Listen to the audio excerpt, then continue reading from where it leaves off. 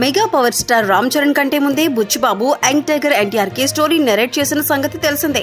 కానీ చివరి నిమిషంలో ఆ కాంబినేషన్ బ్రేక్ అయింది. దీంతో తారక్ స్థానంలో చరణ్ వచ్చాడు.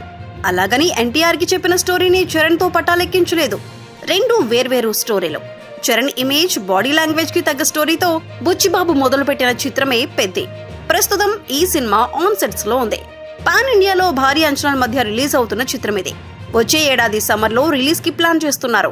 అటుపై బుచ్చిబాబు ఏ స్టార్ తో సినిమా చేస్తాడు అన్న సందేహాలు చాలా మందిలో ఉన్నాయి. ఎన్టీఆర్ ఇప్పటికే ఓ స్టోరీ రిజెక్ట్ చేశాడు. మరి ఇలాంటి పరిణామం నేపథ్యంలో మళ్లీ తారక్ వద్దకు వెళ్లి మరో స్టోరీ చెబుతాడా? అతడిని లైన్ లో పెడతాడా? అప్పటికి పెద్ద రిలీజ్ రిజల్ట్ కూడా వచ్చేస్తుంది.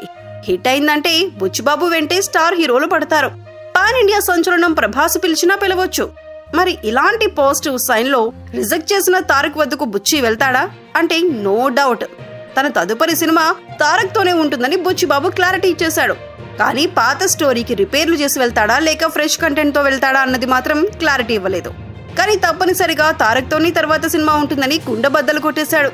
అలాగే ఇక్కడ తారక్ కూడా బుచ్చిబాబును అంతే బలంగా నమ్మాలి.